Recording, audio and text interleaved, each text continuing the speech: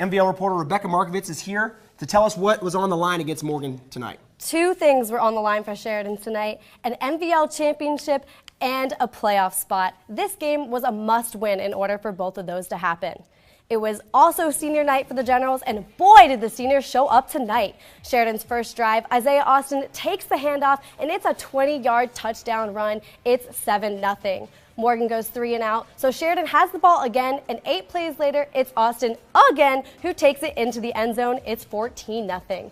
Morgan gets their first down, but the drive is stopped with this 29-yard pick six by Daniel Miller, extending Sheridan's lead 21-zip, and he is pumped. Morgan goes 3 and out again, and with less than 3 minutes left in the first quarter, third time's a charm, Austin runs 15 yards to put Sheridan up 28-0. Morgan's forced to punt, so Alec Ogle gets the punt return and turns on the wheels. He says, "See ya," and takes it 69 yards. It's 35-0 seconds into the second quarter. Morgan has one of their longest plays of the first half. Wesley Pauley runs it for 15 yards, but a play later, Nick Rinaldi kills their drive with an interception. So Sheridan goes 3 and out for the first time, and Morgan has the ball but fumbles it, and it is recovered by Adam Boyle. And Sheridan takes this one to the bank, 68-7. So unfortunately for Morgan with this loss, it's the last game of their season. Yeah, they finished out their conference play 1-7, and for 13 seniors, this was their last night stepping onto the field as a Raider. One of those seniors is their leading running back, Wesley Pauley, who had 49 rushing yards tonight. And on the other hand, though, Sheridan's in the playoffs. They are, and Coach Culver must be proud. Before the season even started, he told me their goal was to compete for an NVL championship and advance in the playoffs. So according to Joe Idle, Sheridan has unofficially claimed the 6th seed in the playoffs. And along with that, Sheridan will also share an NVL title with Tri-Valley. They will. And there are 18 seniors on this team where sharing the NVL title is something that they're familiar with. Sheridan shared the NVL title 2 years ago with Tri-Valley and Philo, and that same year they went to the playoffs with Dylan Dupler as their quarterback. This year, Ethan Heller will lead the Generals to the playoffs. Him and other 17 seniors definitely had an impact on the team. Coming into tonight, Ethan Heller had 315 rushing yards and over 1,600 passing yards. Jacob Rhodes had just over 900 receiving yards and over 100 rushing yards. Cole Casto had over 300 receiving yards, and Isaiah Austin had over 100 rushing yards. Looking ahead to the first round of the playoffs, Sheridan could be facing Granville, and with that, a familiar former NVL face, Coach Buttermore. Thank you, Rebekah. NVL reporter Rebekah Markovitz saw if Sheridan was able to get its revenge. Both these teams pulled huge upsets to get here, Blake. Sheridan seeded 6th, beat the 2nd and 3rd seeded teams, and Eastmoor seeded 4th, beat number 1 seed Bishop Hartley. Tonight was the battle of the underdogs, but only one team could move on. Sheridan fans brought out the cowbells, the larger-than-life player heads, and this game was just about larger than life. 3 minutes into the game, it's General's 8th play of their drive, and Ethan Heller runs the ball for 43 yards. It's 7-0, and he celebrates a little airplane. But no less than 2 minutes later, the Warriors face 3 and 16, and the pass is caught by Rashawn Harper, who takes it all the way to the 8-yard line. He sets up this scoring play. Kylan Birchmore plows the defense and makes it into the end zone. The extra point is no good, so it's 7-6.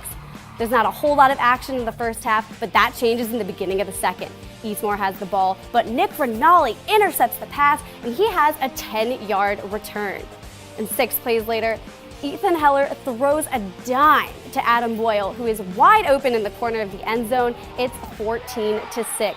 But again, Eastmoor comes back just 2 minutes later. Edwards turns on the wheels for 21 yards, and he is in the blue. It's 14-12. Sheridan goes 3 and out, and it's another Edwards play.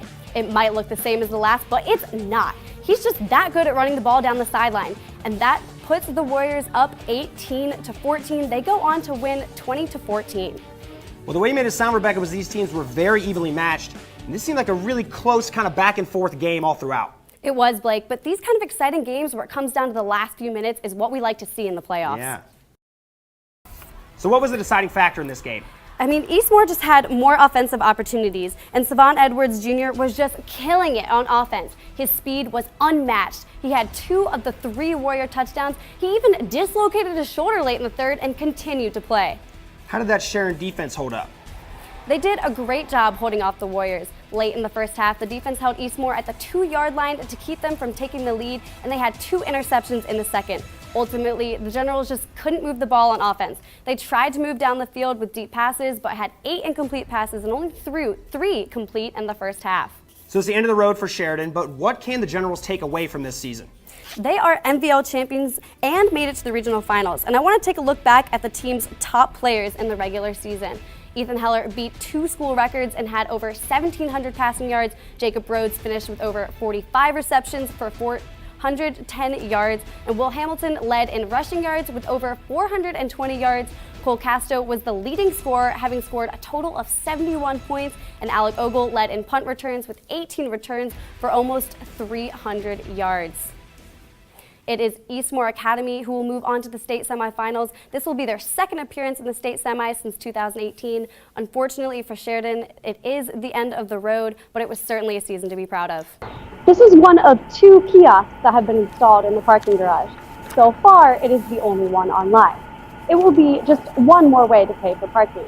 And while it may look intimidating to some, it is fairly easy to use. Many who park in the Athens City parking garage take quarters out of their pockets and pay the meter. Luke Fredericks finds he has to go out of his way when quarters are hard to come by. I've either left or I've cut my chances and ran and grabbed something and come right back, but usually I pay like 99% of the time. City officials want to see if the kiosks will make paying for parking easier. But APD Captain Ralph Harvey says the city is still deciding how to evaluate their use. They might cover the meters, take Park Mobile offline, or assign certain meters to be kiosk only. The kiosk is located on the 2nd floor of the parking garage next to the elevators. You can either use quarters or a credit card. If you choose to use the credit card, then you will insert the card quickly into the machine and pull it out. It asks you for your license plate number, you'll type it in here, and then you'll put in your time, which is a lot more convenient than trying to scramble for quarters. Some people use the Park Mobile app. For those who do, the kiosks might not be as convenient. It's pretty convenient just to use my phone. I just get out of my car and then just start headed towards my class or work. So it's a little bit easier than to have to walk upstairs and use the credit card machine. Depending on the success of these kiosks, the city could install more or even eliminate the meters.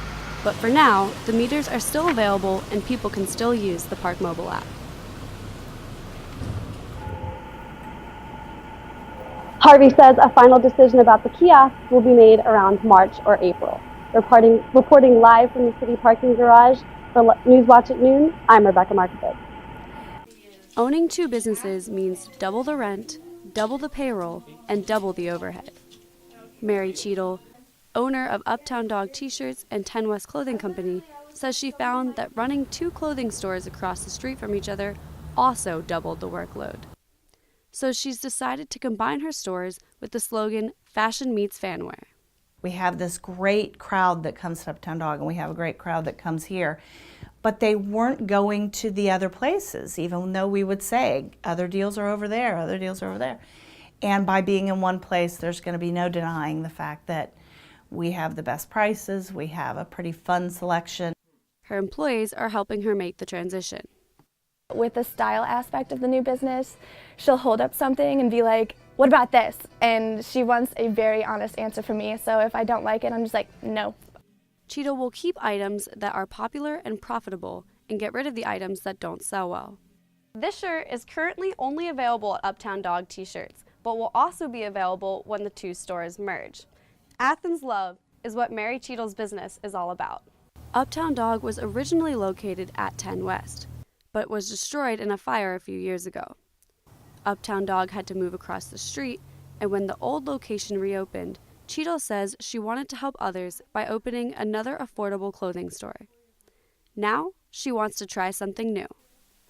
Customers such as Nick Hacker say they like the idea of the 2 stores combining. I think that's going to be awesome, so you can actually get cheap OU stuff when you go to the bookstore and have to spend $20 on a t-shirt when you can probably get it for cheaper here.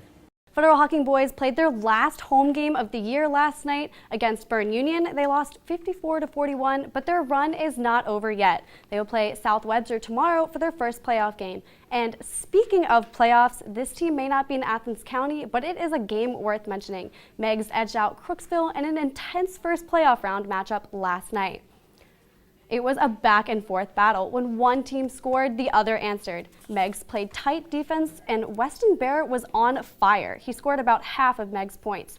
Crooksville played aggressively and scored 3-pointers to close the gap, but it all came down to the final minute. Bear went to the foul line 3 times and made 5 out of 6 free throws, while the Ceramics were continuing their 3-point trend. With 15 seconds left on the clock, the Ceramics were just 3 points away from the Marauders, but Megs took home a victory with a final score of 63-60. The Marauders will face Oak Hill this Friday in the second round of the playoffs. Now, moving right along with championship season, the Indoor Track Mid-American Conference Championships are underway. Now, I'm going to do a fast breakdown about some fast people. In order to qualify for the championship, you have to place top 20 in the MAC. 16 women on the Ohio team qualified to run in the MAC meet. Of those 16, 3 women are expected to place top 8. Emily Deering is seeded 6th in the half mile, Jordan Porter 6th in the shot put, and Gaza Odenaya, who broke the school record for the weight throw, will be 5th in the weight throw. Placing top 8 scores points towards the team total. The more points, the better the chance a team has to win the meet. We will see what they can do in the MAC this weekend. In other OU sports news, soccer head coach Aaron Rodgers announced the addition of 8 student athletes for the 2018 to 2019 season. 7 of the 8 athletes are Ohio natives. Midfielder and forward Haley Miller was the first verbal commitment in the class. Coach Rodgers says the recruiting has gone well. Over the past 5 years, they've had freshmen selected for an all-conference team. Their team culture is driven by leadership. Coach Rodgers says he looks to continue developing the leaders on the team and wants the recruits to take on that responsibility. One of the greatest quotes that we like to talk to the players is for them to be the best teammate for the team, not the best team player on the team. And that's huge for us. Coach Rodgers is confident that the recruits will fit in with that team mentality.